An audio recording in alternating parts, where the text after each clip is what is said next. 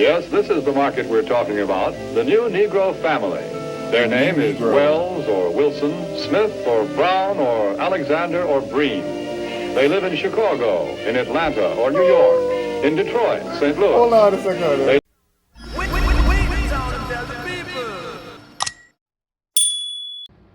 Alright, so I heard about this video in a podcast the other day called The Psychology of Selling the Negro, or The Secret of Selling the Negro. I think it should be To the Negro, because it's about, like, I think it's about market psychology, about selling to black people in America. That's what it seems like, and I thought it was super interesting. So we're going to go ahead and take a look and see what these people have to say.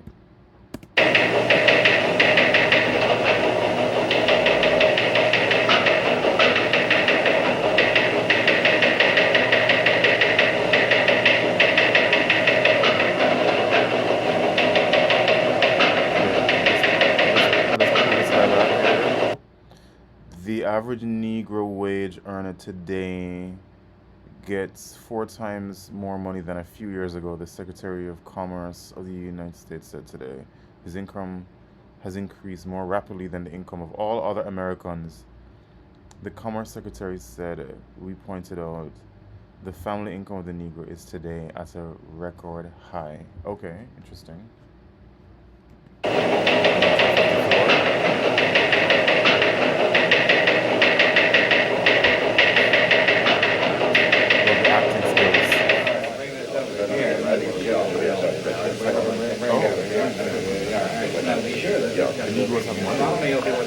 Well, move that over there. Why don't you? You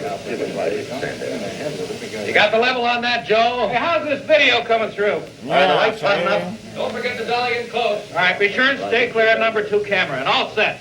Stand by. I love this accent. I love this opening too. And this, you know, like, maybe it's because I'm kind of a little soul, but I really like, yeah, I love like openings of things, like movies that have like long overtures and stuff like this, and just even the typography and the graphics. It's so yeah, it's a vibe. I think this is one of the best eras when it comes to like visuals in general, actually.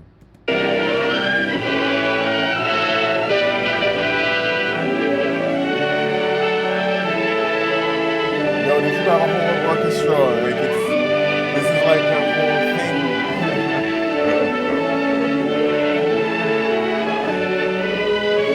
I know this is so boring to most people. Oh my god, okay, I'll skip because I like it.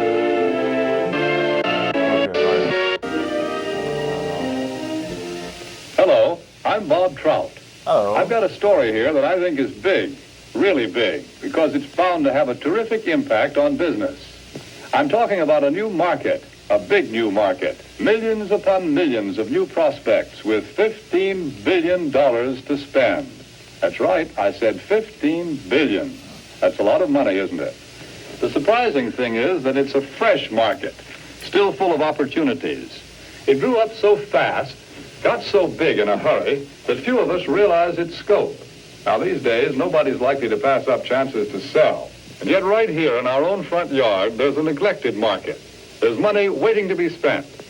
To get the story of this market, to be able to tell you the secret of selling the Negro, we did a lot of digging.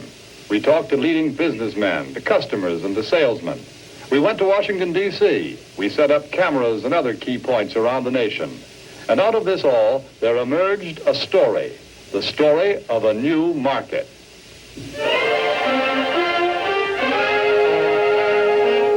One thing about and it's funny because it's going to be difficult to respond to this video or review this video without falling into the binary of black and white, because it's very clearly set up that way. So I guess I'll give myself the permission to in this sense.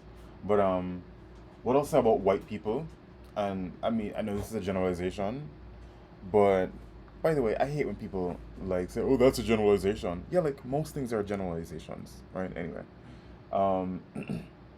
But yeah, these people, they study their craft. They really do. I mean, these people are taking their work seriously. They're not just out here. They're like, yeah, we want to make money, and these people have money. How are we gonna get that money from them over to us? And this is a, I mean, I think the tendency in like Black American sort of like political rhetoric is to be like, oh, white people bad because of things like this. But it's like, no, actually they're just smart. You should be smart too. You need to be that. You need to be as smart or smarter than this.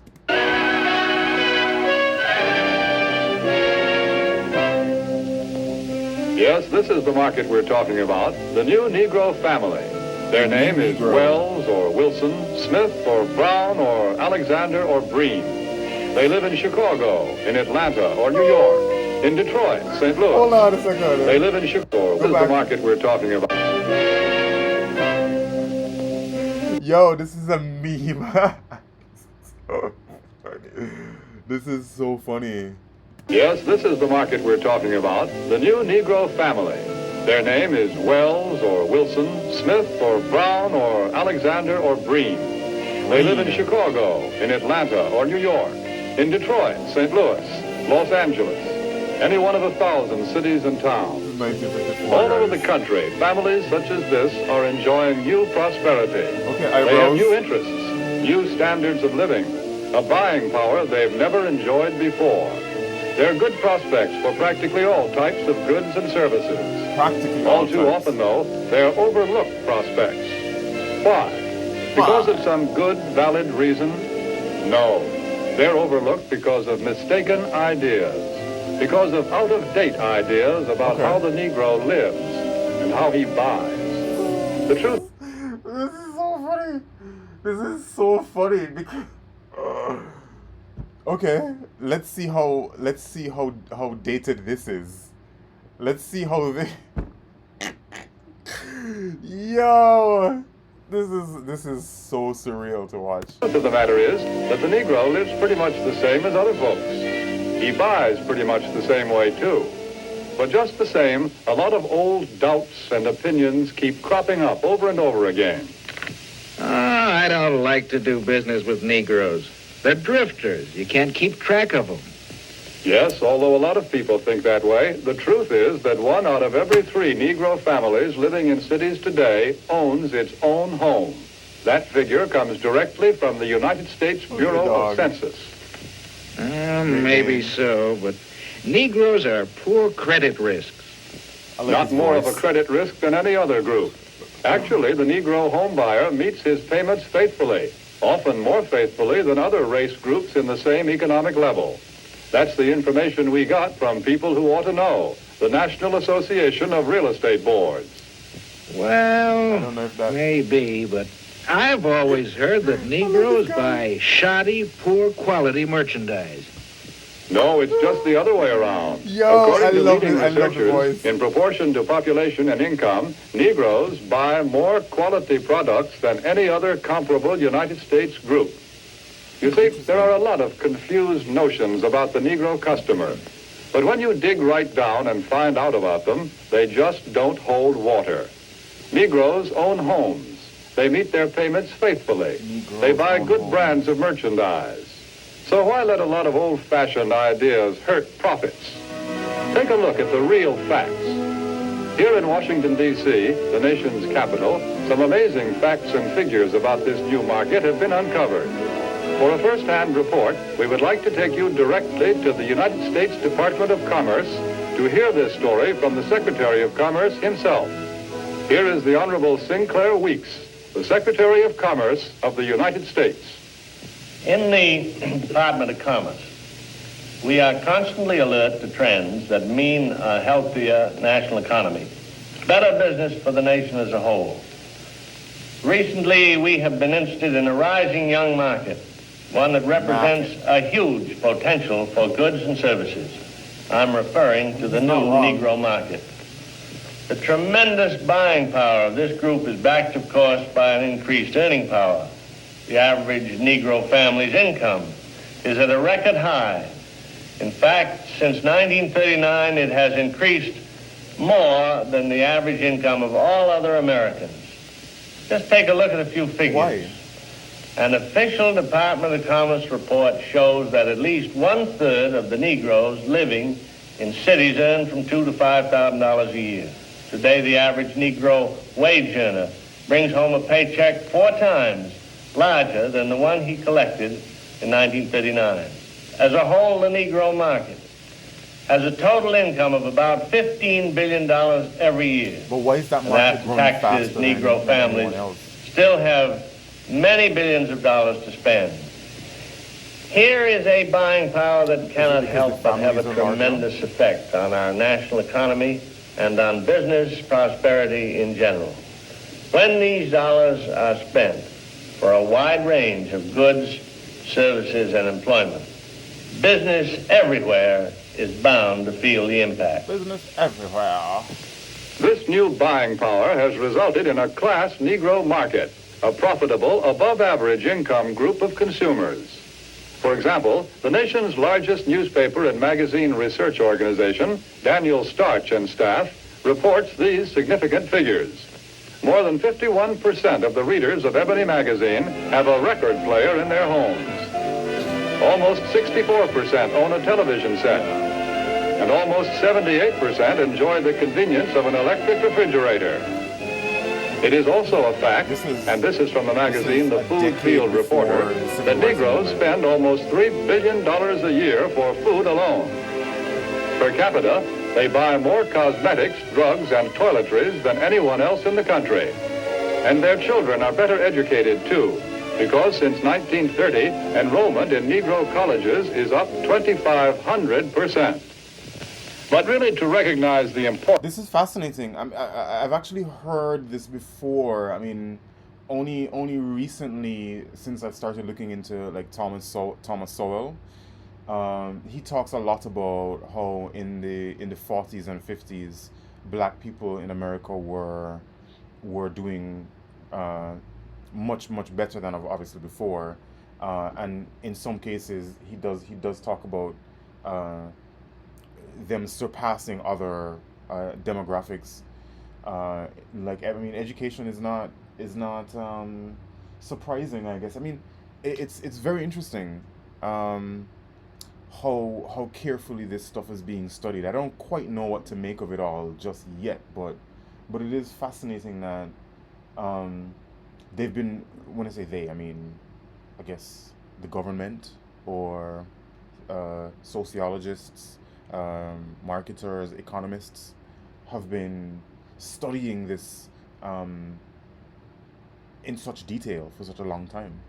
Importance of this class Negro market, we must realize that something has been happening economically in our country. People are on the move. The population is shifting. The makeup of metropolitan populations today is different than it was just a few short years ago. To give you a better idea of what we mean, we set up several cameras, candid cameras, in a number of shopping locations. Take a look at these shoppers.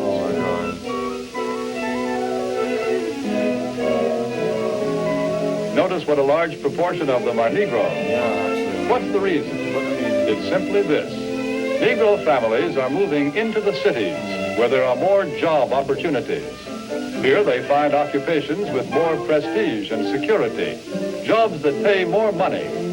As a result, Negro families today often make up the largest part of Central City consumer prospects. A shoe store in Chicago's Loop, for example, reports that more than 50% of its customers are Negroes. In another case, a drugstore located at a transfer point in a non-Negro neighborhood finds that its Negro customers total 25%. The trend is plain.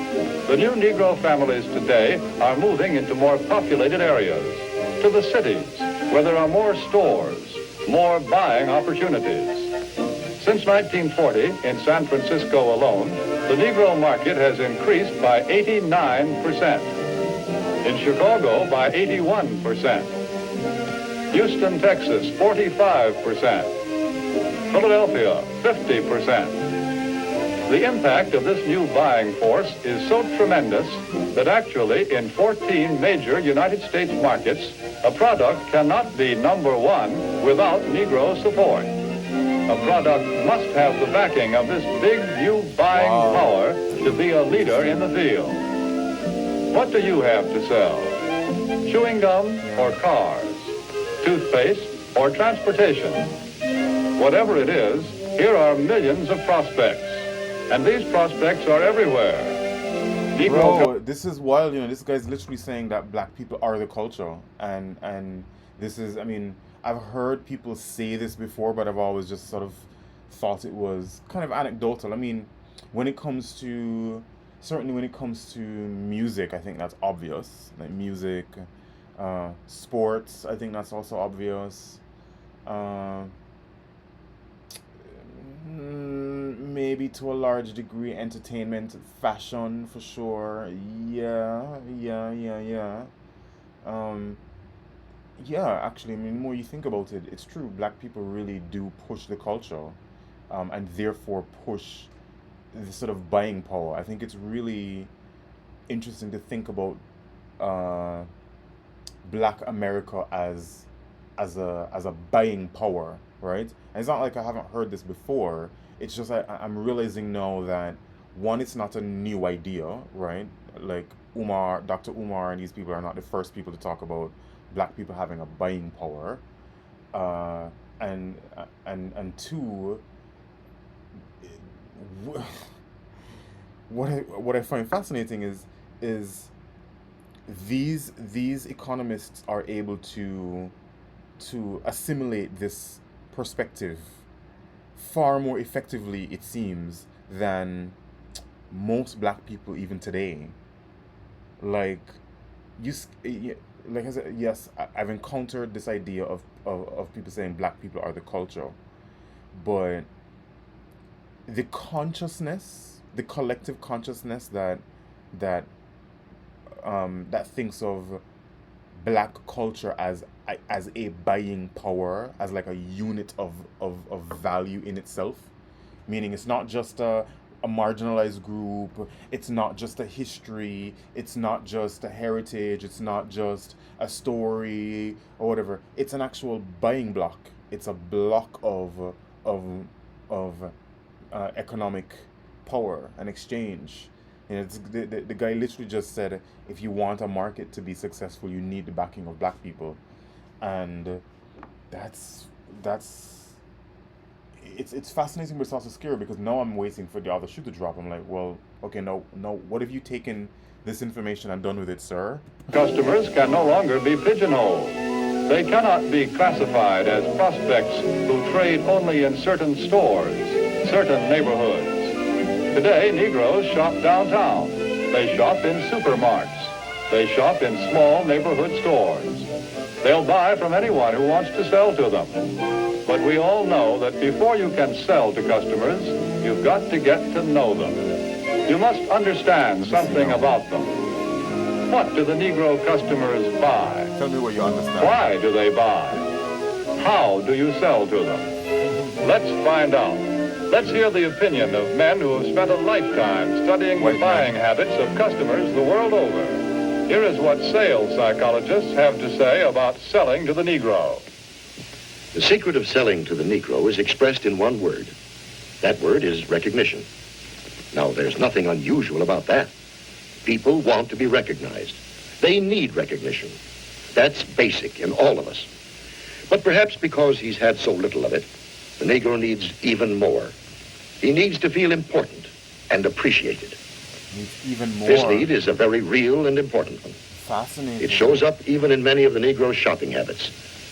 Anyone who sells or wants to sell to the Negro customer should know about some of these habits.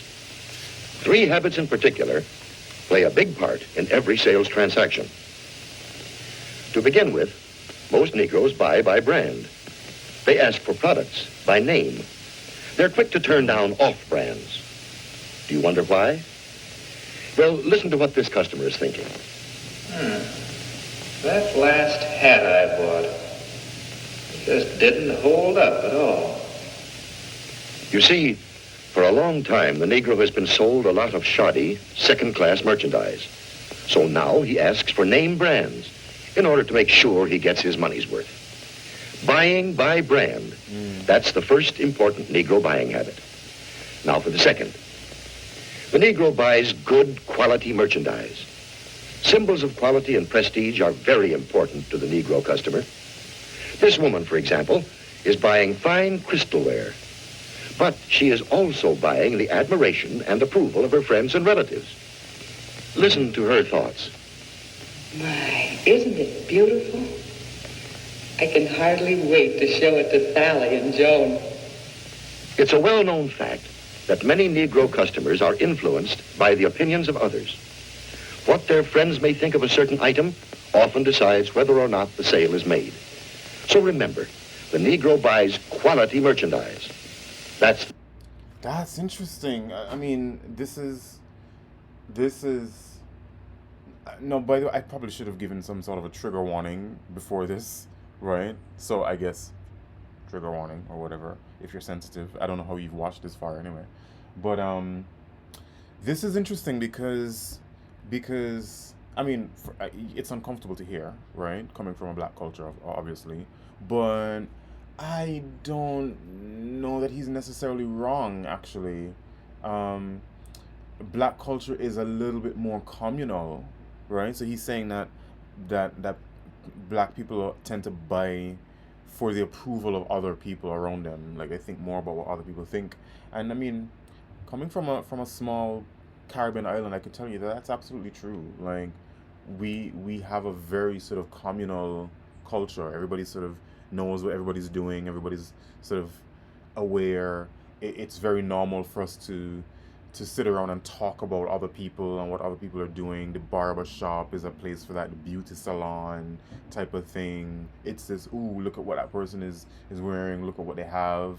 And maybe that comes from like you said, you know, I mean, I think they're putting it in a surprisingly politically correct way, but like from having to go without and sort of use substandard materials for so long, it's like compensation, right? You're compensating now for not having the good stuff before, so now it's even more important to show that you have the good stuff. Like, that is something. Whereas, I guess, in contrast to typical white culture, does this mean to say that typical white people would have been so accustomed to having quality things before that they're not as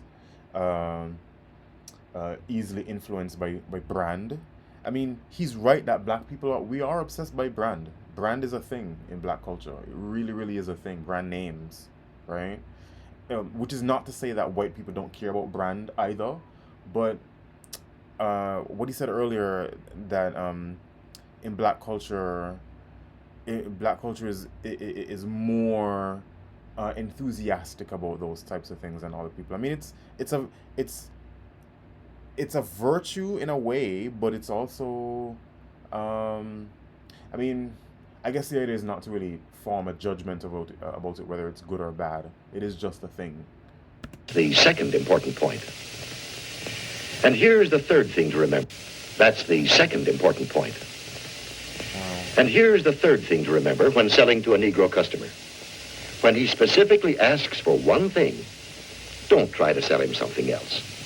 Don't try to switch him at the point of sale. If you do, he'll probably react something like this. Doesn't he think I've got the money to pay for it? There's a reason for this reaction. Again, because he's had experience with cheap merchandise, the Negro resents being offered a substitute. He wants to be sold on quality, not price. The Negro buys by brand, he buys quality, and he doesn't like to be switched at point of sale. These are the keys to selling the Negro customer. Wow. Another point. The Negro family does things together, as a group. The family works as a unit. It lives as a unit, and it buys as a unit. See? Communal. When you sell to one member, you many times sell to all. It's also true that many places of entertainment are still closed to the Negro. So he spends more of his money for the things that are available to him, often for items that are considered luxuries. Another trait of the Negro market is the fact that it is a pre-sold market. We know that the Negro buys by brand, and he buys the brands that he knows something about. Where does the Negro buyer get this information? We know that Negro customers are turning more and more to the publications that are tailored specifically to their needs, that give them the news and the information that they want to read about. Many leading businessmen and companies already know this. That's why so many of them are taking this direct, sure route of reaching the Negro customer. The vice president of advertising of the Gruen Watch Company, for example, says this.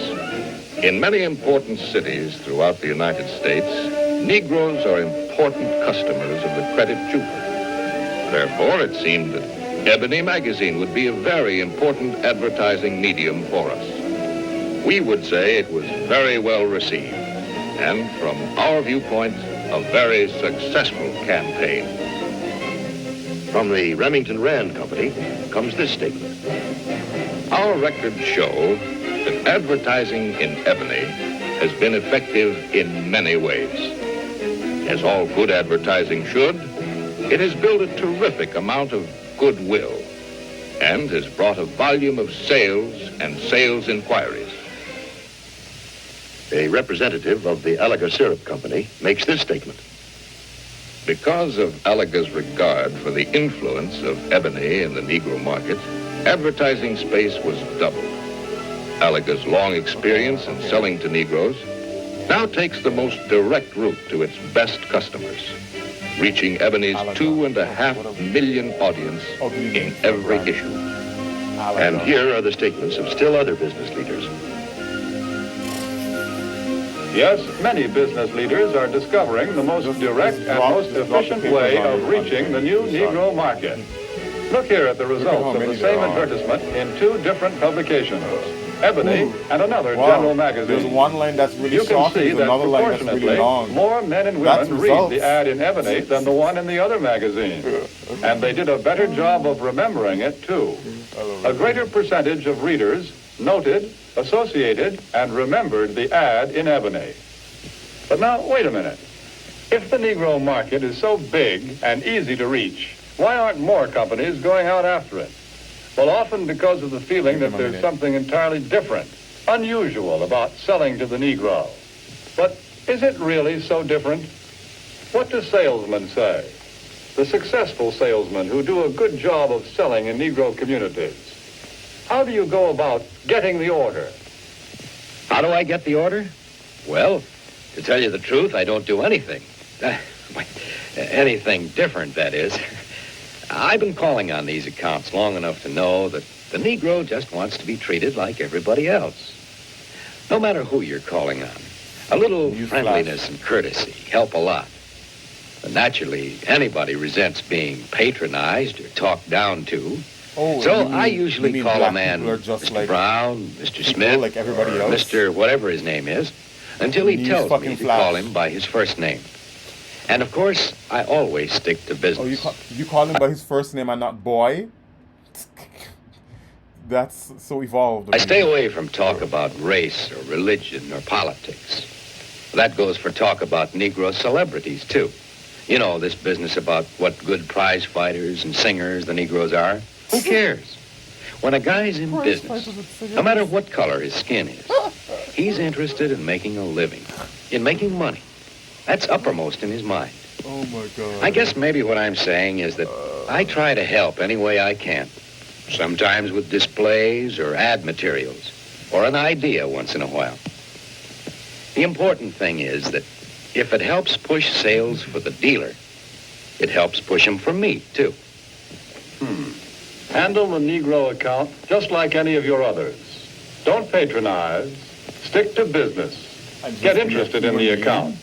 Pitch in and help any way you can. That's the secret. Sounds like pretty good sales advice. That's the secret of selling the Negro. Well, how about it? What do you think of this new market? It can open new outlets for you and for everybody who sells goods or services. Bro, so the secret of selling to the Negro is that black people are just like everybody else.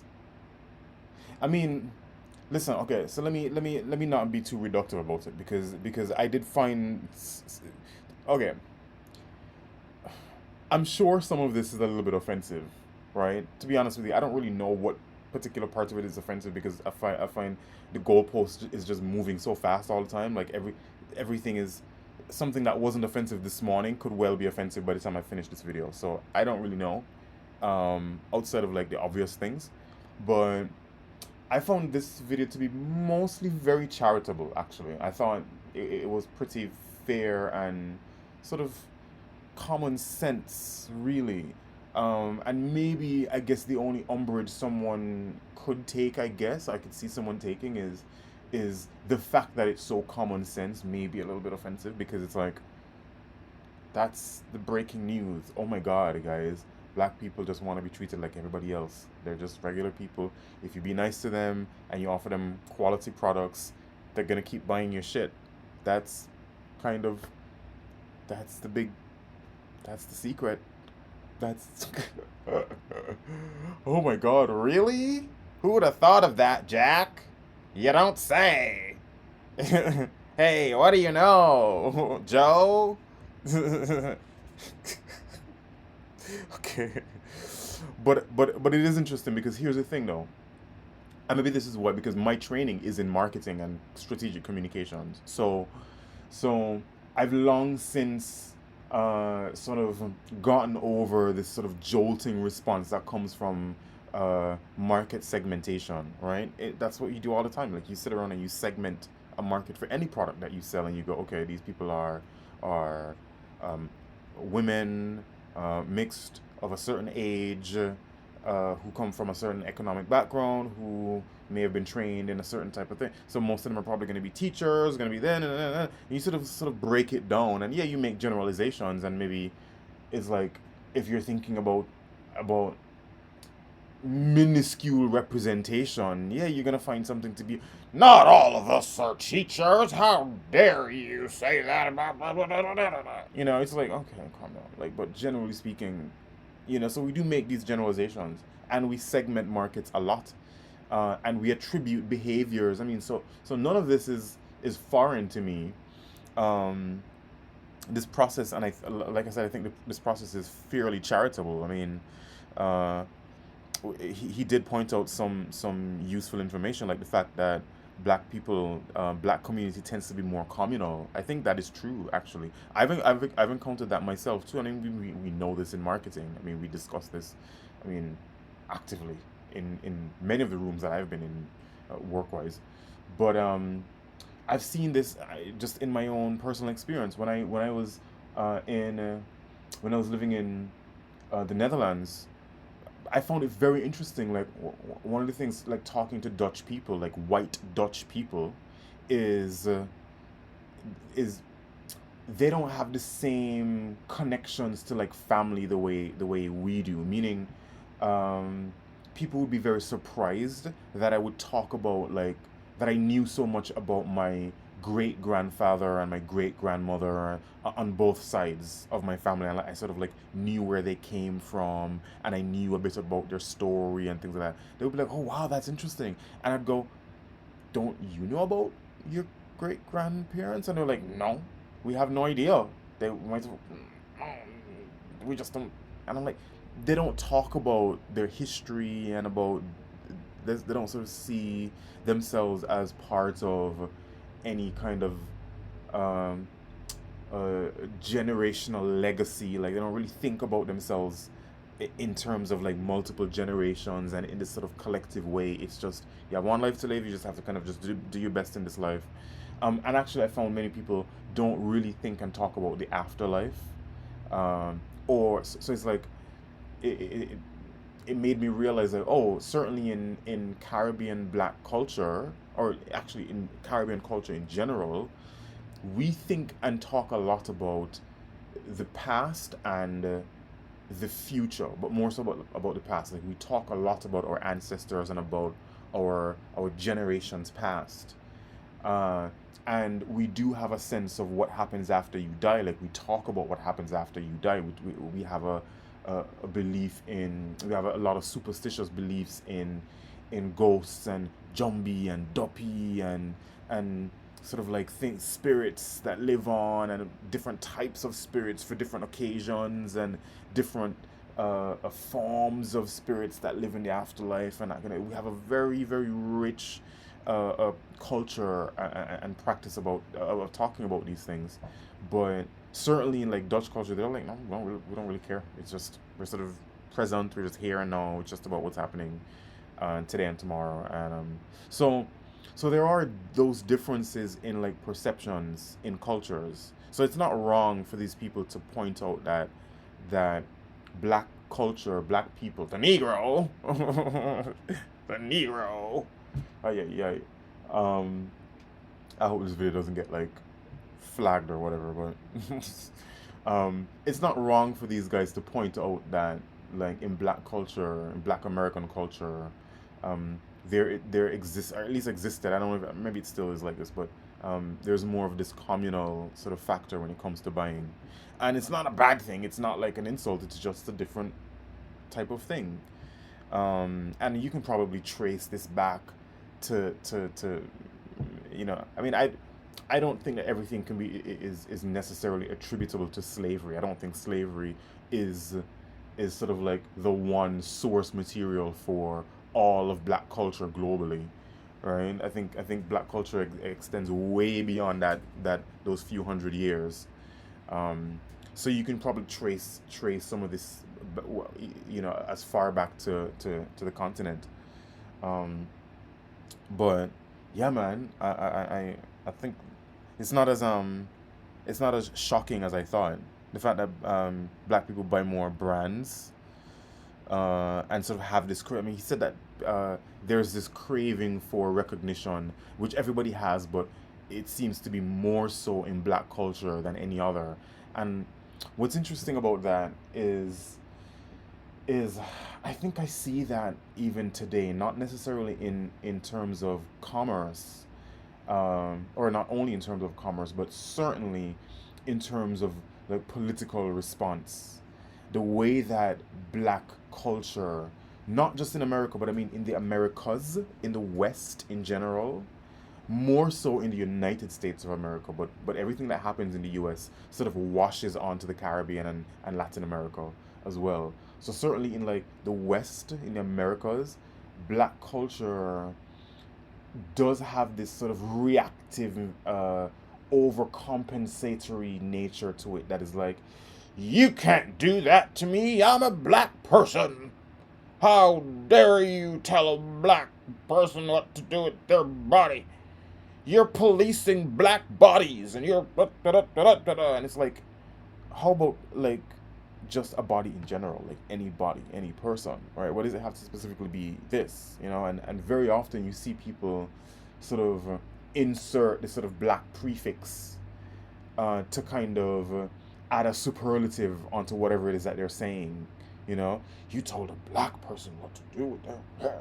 You told a black specific. It's like, you probably shouldn't tell anybody what to do with their body or their hair.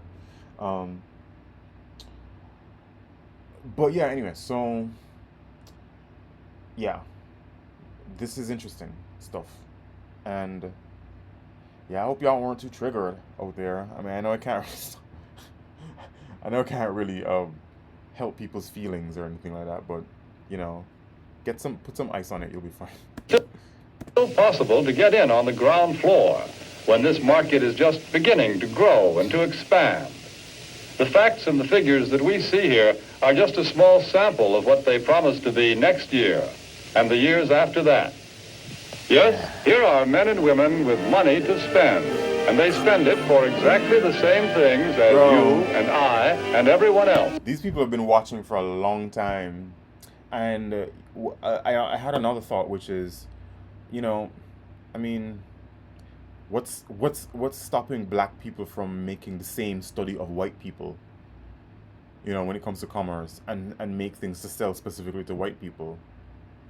What is the secret to selling to the I don't know what word should I use, non-offensive word, but right, to the white, to the HW, to the white man. What is the secret psychology of selling to the white man? To white people, what's their psychology? I don't know. take all the flavor out of things, make sure that things are sort of bland and not too colorful and not too spicy. I don't listen. I'm not trying to offend anybody. I'm just saying. I'm sure people will be very offended by this video and maybe by some of the things I've said. I don't know. No, I wasn't trying to. But yeah, I just see this as information, and I think more people will be. I think people will be better served by looking at the world as like, oh, there's information here, right? Sure, maybe there's some things that we can find that are micro racisms and microaggressions and things and whatever little perspectives and outdated things and whatever. I'm sure we can find those things, but this is incredibly informative, and it's demonstrative of the kind of seriousness that white culture, right, takes itself with. Like, they study what they're doing, and they sort of have this collective administrative approach. Like, okay guys, this is how we're going to break into the black market and extract some of that money, right? And hey, is it predatory? Is it I don't know, abusive? Maybe, probably. It's probably no more predatory than standard capitalism is.